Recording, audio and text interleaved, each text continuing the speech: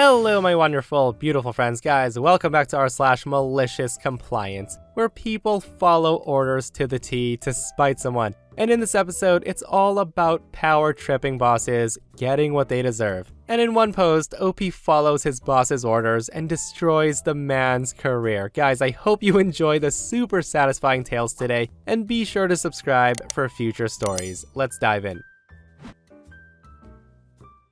I work at an office that sells bulk goods to businesses that use them, like retail outlets. Our office doesn't usually have a strict dress code, but we recently got a new boss. The guy's constantly yelling at everyone about basic things like punching in a minute too late or too early, or being a word or two off the script during inbound and outbound calls. Dealing with him in general has made me hate the job more. As it's getting hotter, I've been wearing khaki shorts to work for the past few days, which is something I've always done for the past few years. And no one's confronted me about it before, so I figured nothing would change this year. But boy was I wrong. About halfway through my shift, this boss comes to my desk and he realizes that I'm wearing shorts, and the guy's visibly annoyed. He then mutters something under his breath and he goes back into his office. An hour later, I was called into his office, where he proceeds to berate me about breaking dress code. The guy was fuming. He ends the meeting with, "From now on, you follow the dress code or you're fired." And in my mind, I'm thinking, say no more, boss. So that night, I went home and I read up on the company dress code rules. There was in fact a rule against shorts, so I was annoyed, but kept on. And then I found it. There's no rule preventing males from wearing skirts or kilts. And this is where I devised my plan.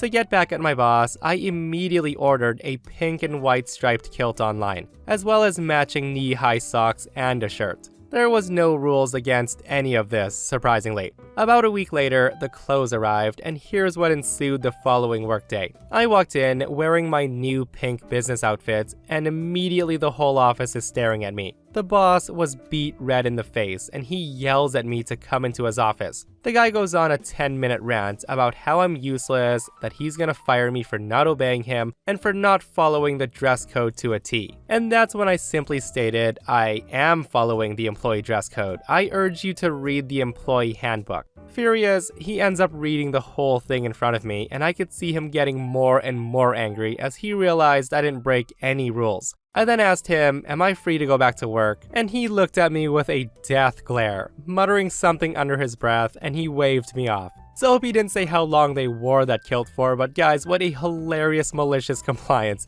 And the knee-high socks were definitely a nice touch. And seriously, that manager needs to be canned, because if he's throwing a tantrum over the dress code, imagine what other things he'll lose his mind over. Employees are not paid to be yelled at, sir.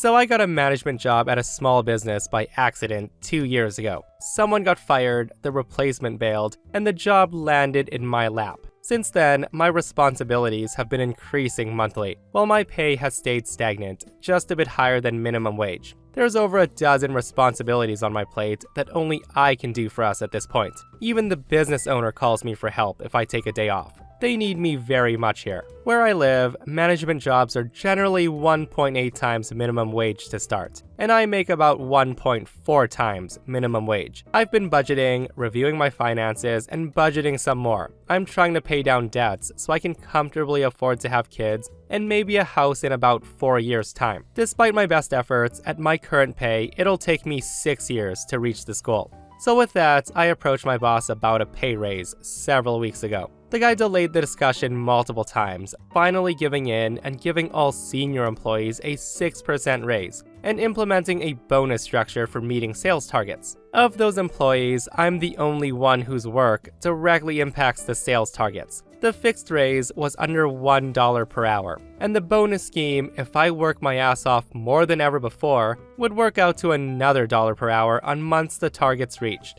This total still has me under the pay rate for general management in my area, and doesn't account for all the responsibilities I have that only I'm trained to do. I told my boss that I was unhappy with this, and that's when he gave me a book on financial management, and the guy told me to follow its advice and to stop buying coffees. I read the book. Chapter 1 of the book recommends you audit yourself financially, and said if you've budgeted well, trimmed your extra expenses, and you still can't reach your financial goals with your current income, to seek a better job.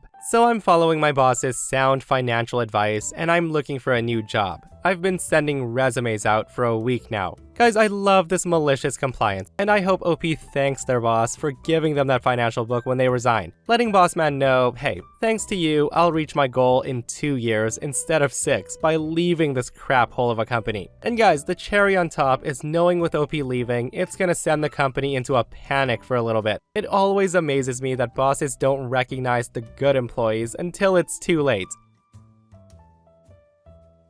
So in the late 1980s, my first job was working at a well-known fast food chain. I'd been working here a couple of years at the time of the story, and had worked my way up to crew leader, but had just been passed over for promotion to shift manager 3 days before. It's around 7 p.m., and we had just finished the dinner rush, and the newly promoted manager decided to save some labor, and send the bulk of the crew home and just keep the closing crew. We had one person covering drive-thru, one person working the grill, me, and one person at the front counter, and the new manager. At this point, it's important to know that this fast food chain was running a promotion for their most famous hamburger. It was 2 for $2, and of course, this was very popular. With one employee in the grill area, it was possible to make this item 6 at a time. We had code names for cranking out these items from the grill at speed. 6 pull 6 meant that you made 6 of this item, and when you finish making these 6 items, you start the next 6. With this method, you can make about 6 items every 2.5 minutes. There was also 6 turn 6. That meant if you start 6 of this item, when you flip the meat on the grill, you start making 6 more. With this method, you can make 6 items every 75 to 80 seconds. So what happens 10 minutes after the manager sends the bulk of the crew home? We get a large bus full of senior citizens that walks into the restaurant. About 80 people flood the lobby and they start lining up to place their orders. From the grill area, I can see the flood of people. I assess the situation and decide to start making some food. However, I choose not to make our hot sale item since I don't think the bulk of these customers will order this. I decide to make fish, chicken, and smaller hamburger items, which I believe this group of people will order. Just as I finish delivering the first wave of these smaller items and about to start another, the manager pokes her head out of the office and notices the situation. Obviously, the lone front counter person was overwhelmed, and the manager rushes out to help take orders. On her way to the front counter, she yells to me in the grill area, "Hey, I want you to do a 6 turn 6 until I tell you to stop." I then say to her, "I don't think these guys are gonna be ordering that, are you sure?" The manager looks at me and says, "I didn't ask you what you think. They made me the manager, not you, and this is what needs to be done, so do what I've asked." At this point, it's time for malicious compliance. I start to crank out the burgers, and I don't even bother wrapping them up.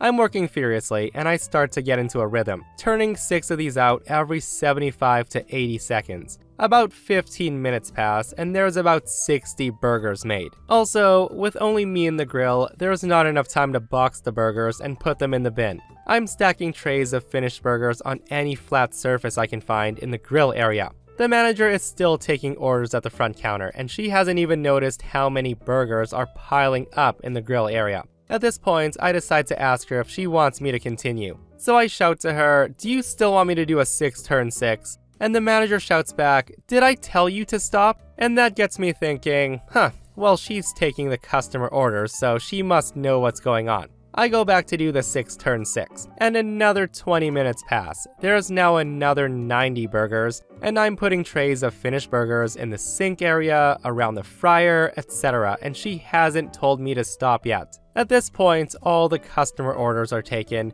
and they're now trying to get orders out. The smaller fish, chicken, and burger items are now long gone by now, and I've had no time to make any more. The manager yells back to me, "We need chicken, fish, nuggets, hamburgers, and cheeseburgers." I ask her, "So you want me to stop the 6 turn 6? And at that she says, "What?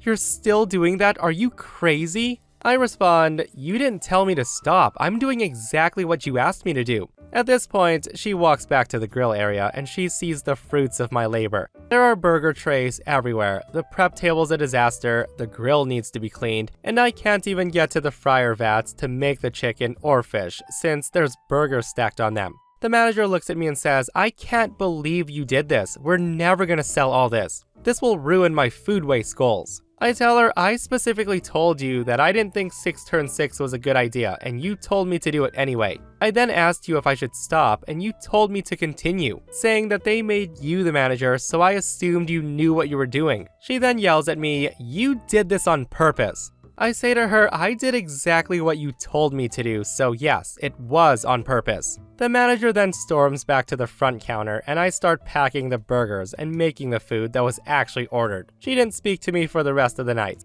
The next day, the store manager asked me what happened, and I told him exactly what I was instructed to do. The front counter person was able to verify the instructions that were given, and I never heard anything more about it. The manager was let go after this, and I was promoted. My goodness, guys, I don't know what I'd rather see, to be honest. The manager's face when she saw what OP was up to for the half hour, or the kitchen with piles and piles of hamburgers everywhere. I'm a corporate professional in middle management. My boss is a senior manager, and he's horrible at his job. Peter Principle totally applies. So he got his annual goals sent down from the corporate ether, and naturally, he added these things to my list of responsibilities. He would receive a hefty bonus for completing them, and I would receive none. He would take all the credit and tell me I was lucky to have him as a mentor. He also had this big shot personality. He was a smooth talker that acted like a celebrity, and he was too important to be bothered by people on the lower totem pole. The guy only wanted to interact with people he could brag about. And beyond puckering to kiss their behinds, he spent most of his time at work perusing dating apps. We were a very in-demand group within the company, and we had a revolving door of people coming to our area daily to get help from us. Non-management employees weren't allowed to have cell phones and didn't have access to emails, so stopping in was their only option. My boss got furious if I wasn't in my office to catch all the traffic, but completing his goals for him required me to be out of my office. He demanded that I stay in my office for my full shift every single day, and he accused me of leaving the property and stealing company time because, quote, if I wasn't in my office, how would he know I was working? So with that, I complied and stayed in my office. I didn't do any of the new tasks he assigned me to do, and when his annual review came, he lost his bonus. And because he didn't meet a single goal for the entire year, he fell under intense scrutiny. It was also found that he was using company funds and resources to take these dating app encounters to expensive places, and he was expensing it as work-related. He also used company funds that were meant for a building upgrade to build a new patio at his house. He just asked the contractor, who was a friend of his, to do all the work, and to find a way to add the money into the company bill. He was promptly fired. Yeah, I just gotta say this boss deserved getting fired, guys. Like, if you pass your work off to someone else, the very least you could do is check up on it. And for the guy to not check up on it for a whole year, yeah, that's top management material right there. Too busy whining and dining his dates with company money, I guess. I work for a small company in the trades as the head of the IT department, aka the only IT person. Truthfully, the gig is pretty good. It's got good pay, good benefits, and I can come and go as I please within reason. The two people I have to answer to are the VP and the CEO, and they know nothing at all about anything to do with technology, so they generally leave me be as I'm good at my job and everything runs smoothly. Being a small company, a lot of us don't take vacations due to A, building the company, and B, not having replacements for the time gone. But after 2 years vacationless, my wife convinces me to use the time I'm given to decompress, to take a small 1-week getaway. So with that, I talk to the VP and he gives me the thumbs up to take the time. Enter the Field Operations Director. This guy is an attack dog for the VP. For no reason, as the VP is nothing but polite and reasonable. The guy loves giving everyone a hard time, adding steps to tasks to make himself look like he's part of the process, reminding everyone how much of a boss he is to the rest of us in management, and calling me a nerd every chance he gets. It's fair to say that I dislike him immensely. So after making my rounds with the other staff, it's the director's time to do some scary computer-related learning. The director refuses to look weak under any circumstances, and he gets very aggressive when learning new things because, quote, I'm the boss, I already know. So in the midst of learning, it dawns on him to ask why he has to learn this stuff anyway, because I'm the nerd, it's my job to do this. So with this, I clue him in on the week I'm taking off, and this stuff is just precautionary. Of course, this worries the director, as he'll have to retain information, answer questions, and do some minor troubleshooting. The conversation went something like this, and I wish I could tell you that this guy's not this much of a jerk, but he is. The guy says to me, "Who approved your vacation?" I say to him, "The VP did, as long as I could get you guys comfortable with some small maintenance." The guy says to me, "I only approve vacation time. I'm your boss." Now, as a side note, the guy does this so much that the VP actually wrote out the hierarchy in chart form, and we all carry a digital copy with us to remind him who he's actually in charge of. So I tell him, "You're not," showing him the chart. The director says, "Well, fine, but your salary, so you have to work during your vacation. You will bring your laptop and work phone with you, and you will answer emails and calls." I tell him, "When you vacation, you make it very clear that you're unreachable and can't be bothered even if it's an emergency." He then says, "Because I go to places without service, and unless you're going to the mountains, you have to work. You are salary." So malicious compliance initiated. I say to him, "Just to be clear, if I go to a place without service, I won't be expected to work, yeah?" He tells me, "Yeah, that's right. But since you're a nerd, you don't do anything outdoorsy anyways. Don't try to get around this." I say to him, "Great, thanks for clearing that up." Fast forward 3 weeks later, and it's now vacation time. All of my ducks are in a row, and people are comfortable with me being gone for a week, and they're all encouraging me to just disconnect. A close coworker of mine knows the conversation I had with the director and asked what I planned to do about it, so I shared my easy but effective plan. Number 1. My wife and I rented a cabin in the woods, and I told them it doesn't have service. It's only 2 hours from the town. Number 2. I've set up automatic email replies that have all the IT questions and concerns forwarded to the director since he's the boss, he knows. Number 3. I leave my work phone on the charger in my office with the ringer on and the door locked, so he has to hear it. And my voicemail's changed to have the operations director become IT for the week. My coworker loves the idea of flooding the guy with questions that he can't answer so much that he gets the other coworkers in on it. Midway through the week, I get a call from my coworker with an update. The operations director loses it. He can't keep up with any requests for help and doesn't even bother to memorize the simple tasks I showed him, so he does what any good boss does. He puts in a request to take vacation until I get back. Retreat is always an option, and nothing screams leader more than retreat. It's not weakness and failure if he's not there. My coworkers were able to manage, and the director got his 3-day vacation, unfortunately. After the week, I'm called to the VP's office to catch up and to get things back on track. The VP obviously heard of the hardships he faced in my absence, and he laughed at my malicious compliance surprisingly. The VP struck a deal with me moving forward, since it was made clear that no one else knew how to do my job. I can go on vacation wherever I'd like, as long as I bring my laptop and phone and check it once a week. They'll refund my vacation time for the day, even if I only work 5 minutes. I took that, but with the caveat of making the director actually learn some of my duties just in case. The VP agreed. Now I do an hour of teaching a week to the very surly director. After all, he's the boss. He's gotta know. And here I was, hoping the operations director got his vacation time rejected and ended up being fired for being useless, guys. That would have been the ultimate ending. So to start off, I'm deaf, and I used to work at a telecom company that's one of the major wireless providers in the USA. My position was strictly technical. I was working in the Network Operations Center, or NOC for short. I had no interactions with customers, and any face-to-face interaction with coworkers or management was done with the help of my interpreter, whom I've known for years at this point, named Sarah.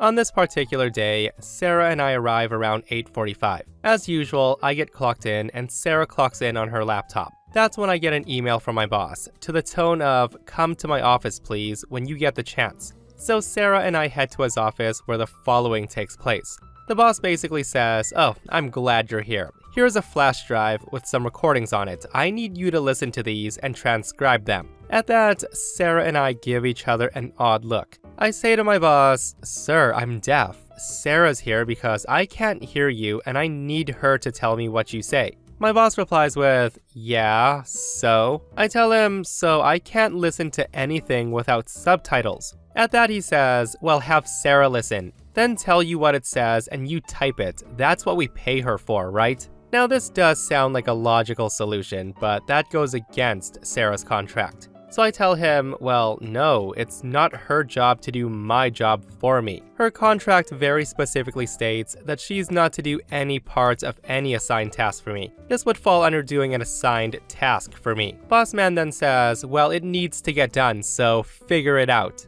At that I say, okay, well, can I ask coworker to do it then? Is that okay? Boss says, no, I asked you to do it.